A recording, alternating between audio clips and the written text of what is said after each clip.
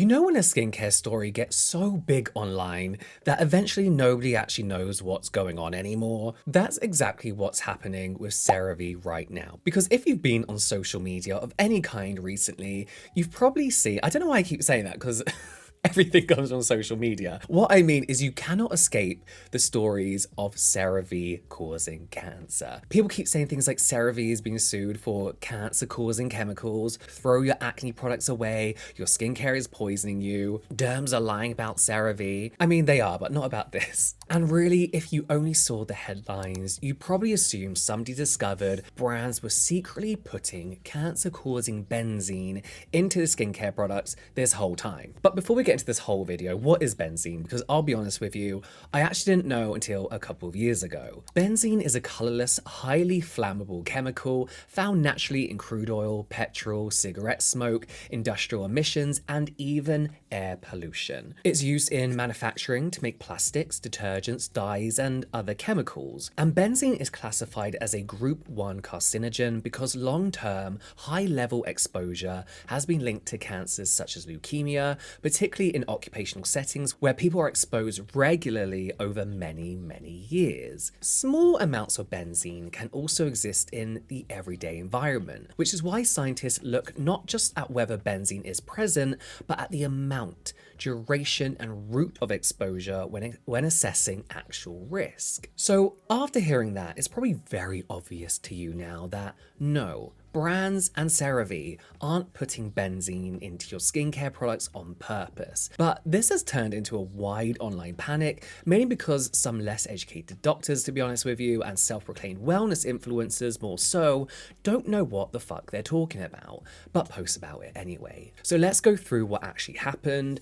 what the study about this benzene in CeraVe really said, why there are lawsuits, why dermatologists and cosmetic chemists started disagreeing with each other, and whether this is actually something you need to worry about. The whole situation started with acne treatments containing benzoyl peroxide, not moisturizers, not cleansers, not CeraVe, especially not the whole CeraVe line that people are posting online, just specifically acne products containing benzoyl peroxide. If you don't know, benzoyl peroxide has been used for decades to treat acne. It's probably one of the most studied acne ingredients that we have. It works by helping kill acne causing bacteria and reducing inflammation. The acne medication I was on when I was 14 contained this. It was horrible, I hated it, but it did the job. The important thing here is that benzoyl peroxide is also chemically unstable. That's the entire reason this controversy even exists. But it's nothing new. People know this because the original claim wasn't that brands put benzene into products like people are saying online. The concern was that benzoyl peroxide itself in the products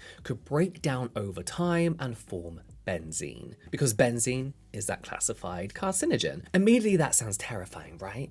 But this is where scientific language and I guess public understanding and when influencers do their own research are completely separate things. They're completely separate from each other because, as we know, people hear carcinogen online and immediately interpret that as this product causes cancer. They are not the same thing. A carcinogen is not some magical substance where one drop touches your skin and suddenly you get cancer.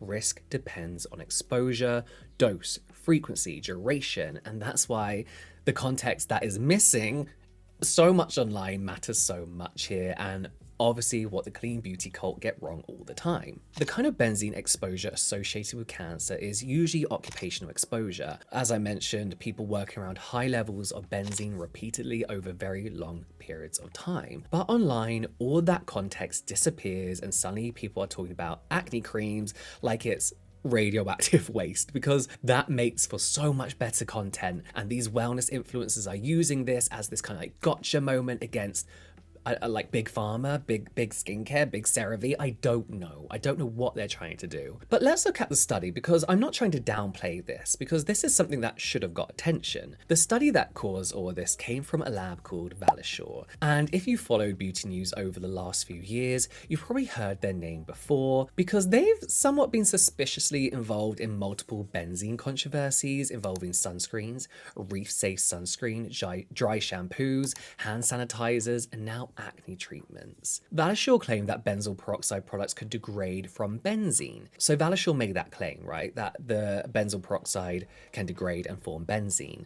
Now, this is where everything gets a little bit messy because people started oversimplifying the story, including myself. What I got initially from this study is that they took a load of benzoyl peroxide products, heated them up to a ridiculous temperature, and that was the study. They were like, oh my God, there's benzene in here. So immediately I was like, well, throw that in the bin. That's not accurate. That's not relevant to any real life usage. And yes, some of that testing did involve heat stress testing. And that's because heat is going to accelerate the degradation. Is that a word? Degrading. Yeah. So researchers will often use higher temperatures to see what might happen to a product over time. But people online started claiming, well, obviously anything will become dangerous if you cook it, which isn't the full story, but also not a realistic representation of what our skincare products go through, like ever, because the reports actually claimed that some of the products tested off retail shelves already contained elevated benzene levels.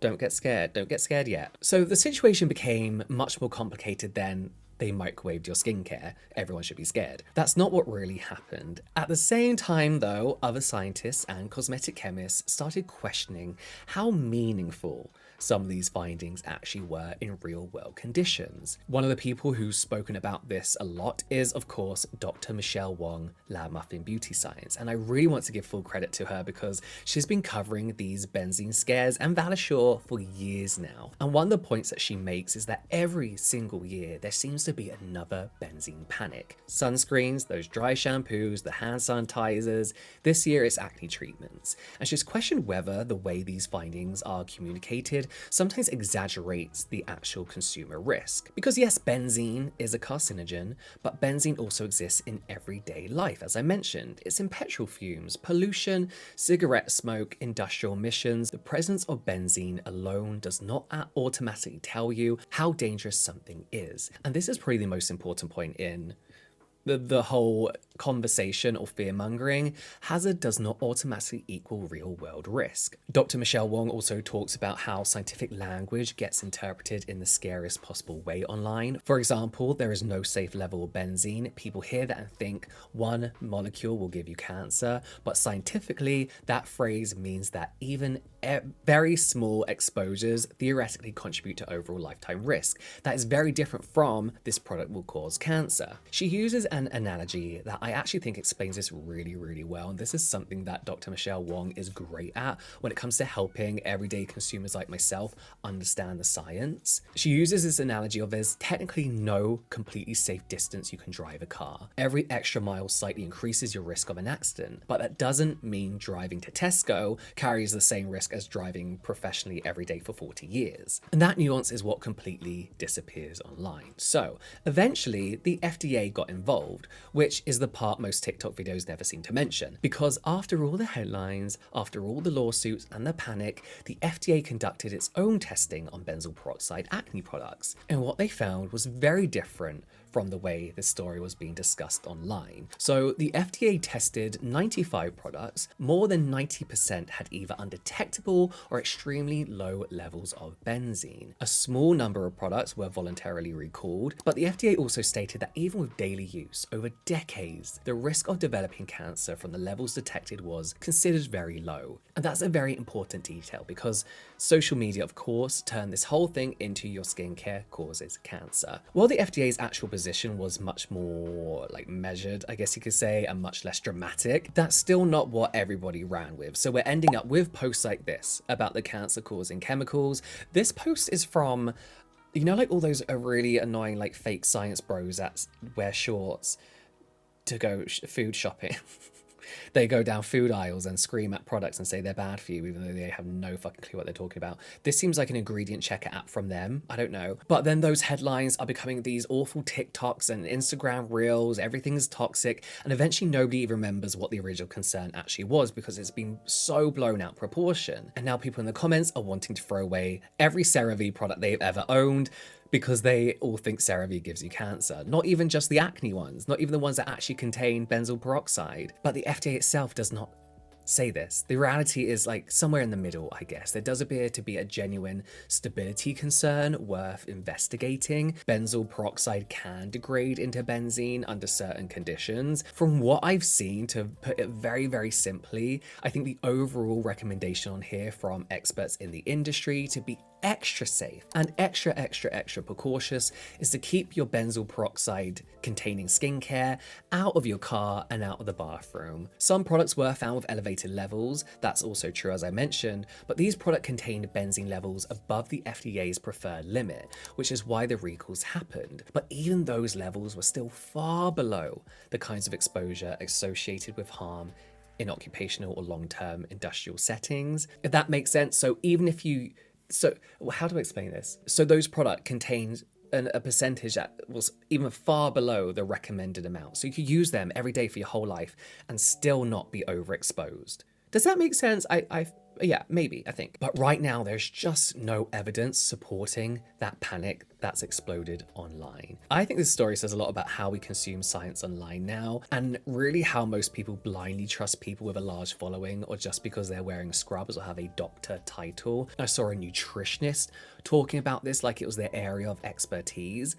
Not a clue, but of course people were in their comments believing what they were saying because they seemed to have some kind of scientific understanding of a certain topic, whether it be relevant to the situation or not. But we all know fear-based content spreads much more rapidly than the truth and science. People love a good conspiracy theory. Cancer-causing chemical found in skincare will always travel faster than contextual risk assessment regarding long-term benzene exposure. I don't know, something like that. Nobody wants to watch that. That's boring. How boring does that sound? So I'm always purposefully a little bit too late talking about these things because I often like to get the whole picture and story before rushing into talking about it. And that's what we all need to be doing nowadays. And when I say we all, we know I'm not talking about us because I feel like we are a little bit more clued up when it comes to the skincare world. But I feel like when people see this information, take a second, reread what we just read, do a little further investigation, wait until you've seen like a week's worth of content on not just your own algorithm, but explore the topic a little bit more before we start reposting, resharing, all that kind of stuff. Now, I did mention that I was going to talk about Valisure, but I will instead lead you to a blog post from Dr. Michelle Wong talking about Valisure and their questionable experiments, how they started the whole reef safe thing, and why they seem to be less than trustworthy, shall we say, because it's all her discovery and nothing to do with me. I will link that in the description box down below. And for the big pharma conspiracy theorists I know will end up in the comments, yes, these corporations are greedy and money hungry and realistically do not care for you beyond wanting your money. But as I always say, the best way to get your money is to create safe products that work, that you will repurchase over and over for hopefully your very long life. They need you alive, not dead from your moisturizer.